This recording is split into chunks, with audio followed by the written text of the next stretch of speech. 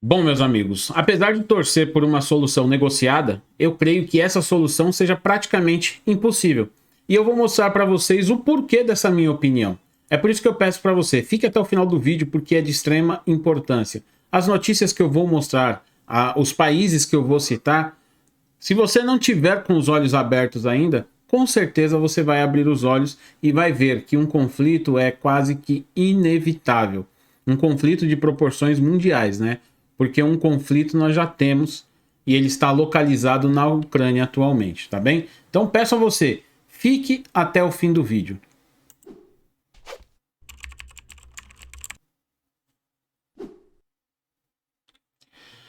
Olha só, meus amigos, por que que eu acho, tá? E aí é uma opinião pessoal minha, eu não tô dizendo que vai acontecer amanhã, mas eu estou achando que é sim inevitável um conflito de proporções mundiais e eu vou mostrar para vocês os motivos, tá?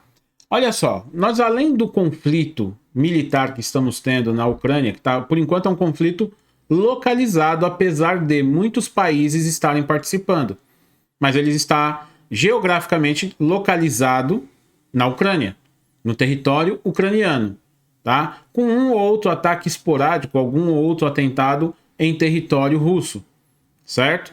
Então ele está localizado ali, um conflito localizado. Mas esse conflito tende a se expandir e eu creio que seja inevitável essa expansão, por quê? Nós temos hoje uma potência dominante no mundo, que é os Estados Unidos, o maior PIB do mundo, militarmente também é a maior força militar do planeta. Culturalmente, eles têm a maior influência no mundo. Então você tem uma potência que está dominando. Do outro lado, você tem uma potência que está desafiando. Aliás, você tem até mais de uma potência. São duas potências. Uma potência nuclear, uma potência militar, mas ela não é uma potência econômica em si que possa oferecer graves danos aos Estados Unidos. Não.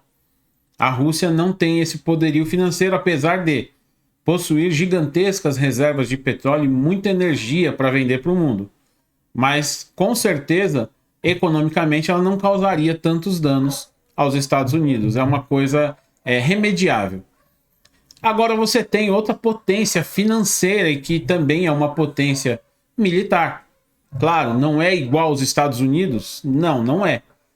Mas já é uma potência militar e já está espalhando as suas bases pelo mundo, tendo em vista que ela já não tem mais só base dentro do seu território. Ela tem bases em outros países, como na Argentina e tem também no Djibouti. Ela está espalhando essas bases. Vai ter também nas Ilhas Maurício e está expandindo. Está havendo toda uma preparação e também uma separação. Mas apesar desses conflitos, esse conflito localizado, nós temos uma outra guerra que está acontecendo no mundo, que é no campo econômico. Então nós estamos tendo uma divisão do mundo e eu vou mostrar isso para vocês. Porque é esse conflito econômico que torna quase inviável uma solução negociada para a questão da Ucrânia. Então prestem atenção na notícia que eu vou colocar aí, tá bem?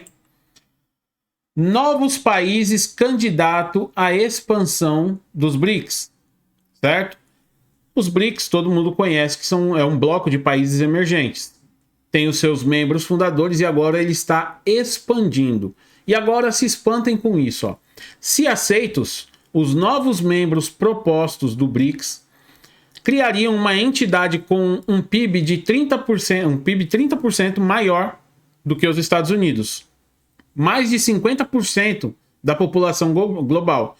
E no controle de 60% das reservas globais de gás. Então, olhem só o tamanho da potência que esse bloco vai ter. É um bloco considerável. É considerável. 60% das reservas globais de gás, além de reservas de petróleo gigantescas. Não sei a porcentagem, mas é uma porcentagem considerável. Eu creio que mais da metade, tá?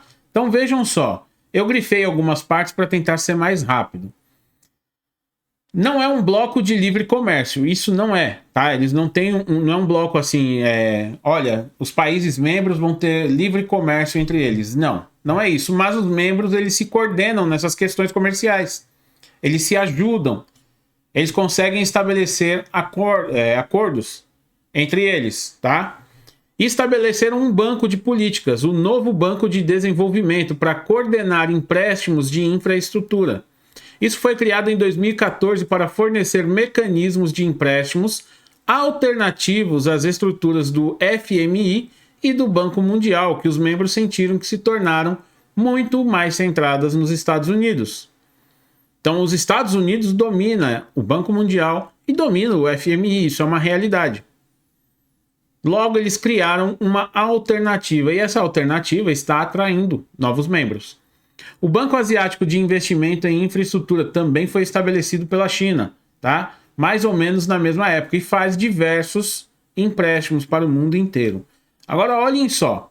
No total, o agrupamento dos BRICS, como está atualmente, representa mais de 40% da população global e quase um quarto do PIB mundial. Do jeito que está hoje, com os membros de hoje, tá? Não é com novos membros. Os membros atuais: China, Rússia, Índia, África do Sul e Brasil.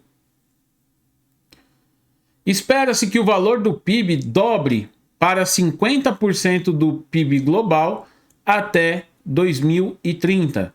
A expansão dos BRICS acelerará imediatamente esse processo. Agora, vejam vocês. Vocês perceberam que a Rússia está criticando a ONU? Vocês perceberam que a China está criticando a ONU? O Brasil passou a criticar a ONU, tá? Agora com o governo Lula, o governo do Anjo Caído, passou a criticar a ONU também. Foi recente a crítica dele à ONU, tá? Inclusive, a embaixada israelense aqui no Brasil repudiou os comentários dele. Mas isso é um assunto para outro vídeo. Mas o Brasil também passou a criticar a ONU. Olha só, eu vou mostrar aí, eu vou subir aí o mapa para vocês verem, tá? Esses são, em vermelho, são os membros atuais. Em laranja são os membros que pretendem ser aceitos nesse bloco. E vocês vão ver já já todos esses países, tá? Mas olha aqui, em laranja, olha como está crescendo. Para ele se tornar uma nova ONU, não é uma coisa difícil, nem mesmo impossível. É até uma coisa de média dificuldade para rivalizar com a ONU.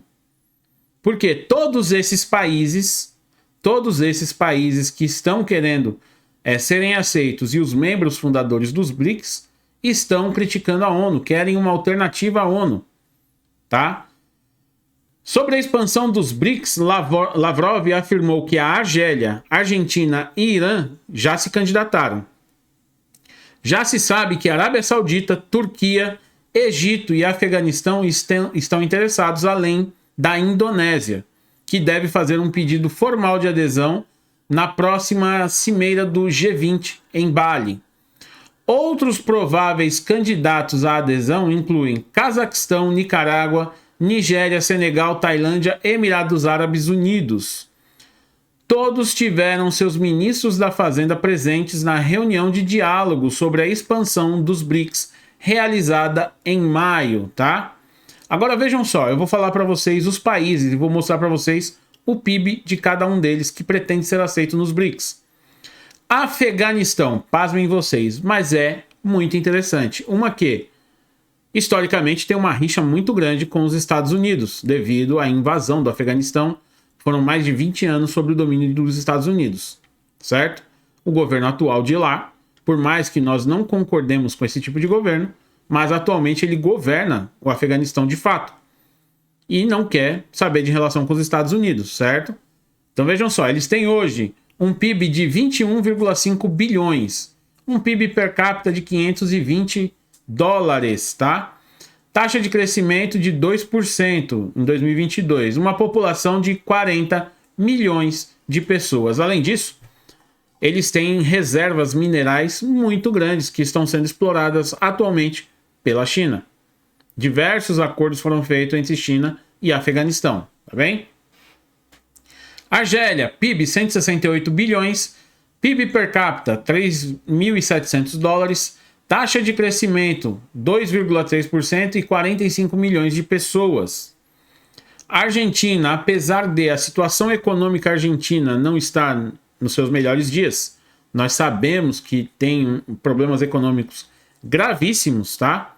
Mas ela se candidatou e provavelmente vai ser aceita, até pelo bom relacionamento que tem com o Brasil e com a China.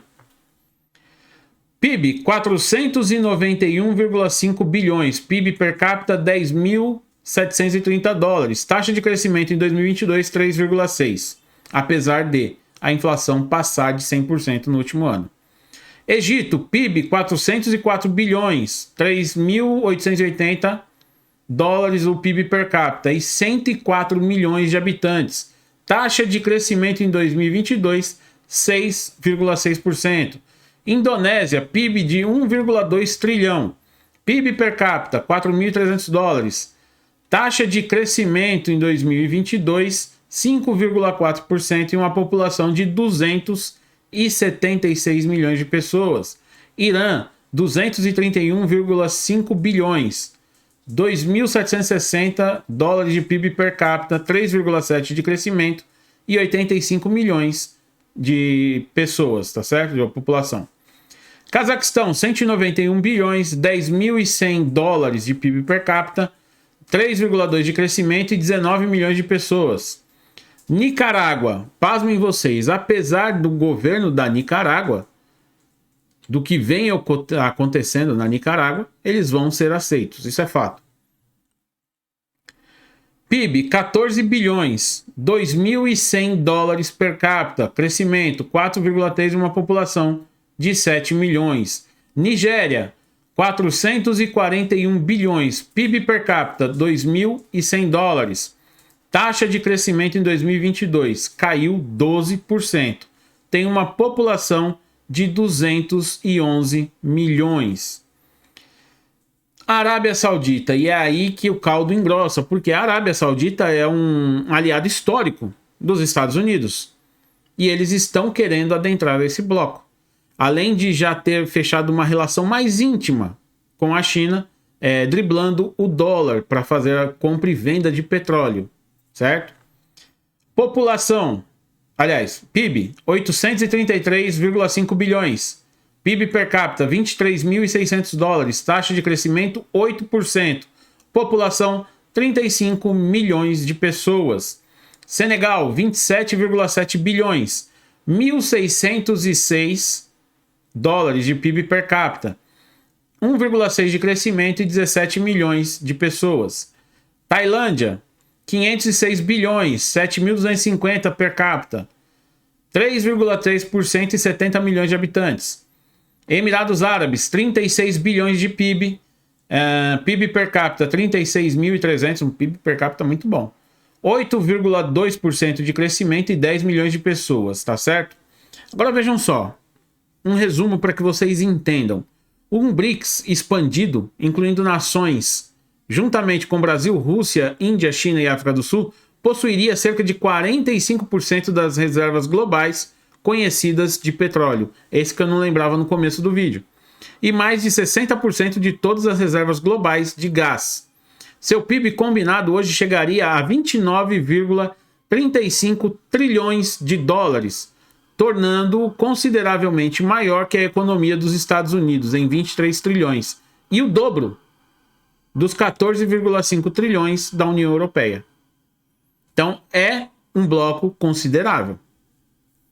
Os novos membros identificados acima acrescentariam pouco menos de 1 bilhão de consumidores à família dos BRICS, totalizando 4,257 bilhões de pessoas, ou pouco mais de 50% da população global. Então vocês vejam que o mundo ele está se dividindo. Está nascendo um novo bloco. E infelizmente, e eu digo infelizmente, o Brasil está escolhendo um lado. Não está permanecendo neutro. Se antes era neutro com Bolsonaro no poder, hoje claramente ele mostra um lado. E esse lado não é do lado que está hoje os Estados Unidos. Não é. Nós estamos sim pendendo para o outro lado, infelizmente. Pelo menos ao meu ver, tá bem? Tal agrupamento também é geofisicamente diverso, com membros potenciais dos BRIC+, capazes de exercer influência considerável em seu próprio quintal.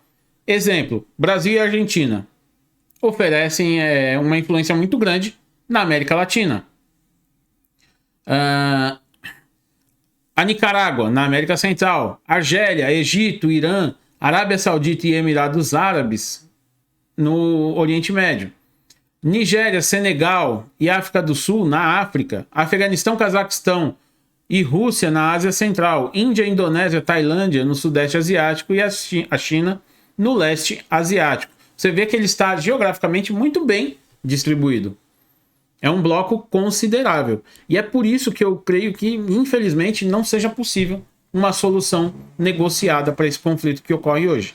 Tá? Além disso, nós temos outra grande questão aqui, ó. Adeus, dólar. Rússia fortalece o yuan digital da China e cria sistema de pagamentos internacionais que abre espaço para o uso de criptomoedas, tá? Você veja, o dólar está perdendo a sua condição de reserva global. De moeda de reserva global. Está perdendo essa condição. Claro, não está sendo da noite para o dia, mas está perdendo. Você vê hoje, por exemplo, Brasil e China fazendo negociações em suas próprias moedas. Arábia Saudita e China negociando em suas moedas, contornando o dólar. Então ele vem perdendo influência. O que está acontecendo? Hoje você tem um bloco de países que está deixando os Estados Unidos e se aliando a China e Rússia. Prova disso, a Arábia Saudita. E você tem do outro lado um bloco, aquele bloco antigo, aliado. Estados Unidos e o leste, a Europa Ocidental. Certo? E alguns países do leste que estão se unindo também a eles. Agora, é grave o que está acontecendo, porque esse tipo de divisão torna praticamente impossível uma solução negociada. Por quê? Os Estados Unidos não vai aceitar perder essa influência no mundo. Ele não vai aceitar que se crie um bloco que o exclua. Que se crie um bloco em que ele não exerça a influência que ele tem hoje. Que nasça uma outra ordem que não seja ele o principal. Então eu creio que seja muito difícil uma saída negociada. Não vou dizer impossível, mas eu acho que praticamente. Hoje, essa questão desse conflito e esse conflito econômico que há, essa divisão, o mundo se dividindo em dois blocos novamente, é uma amostra clara de que realmente nós não teremos uma solução negociada. Provavelmente teremos um conflito e um conflito de grande proporções mundiais, infelizmente. Tá certo? Um grande abraço, que Deus abençoe a todos e até a próxima.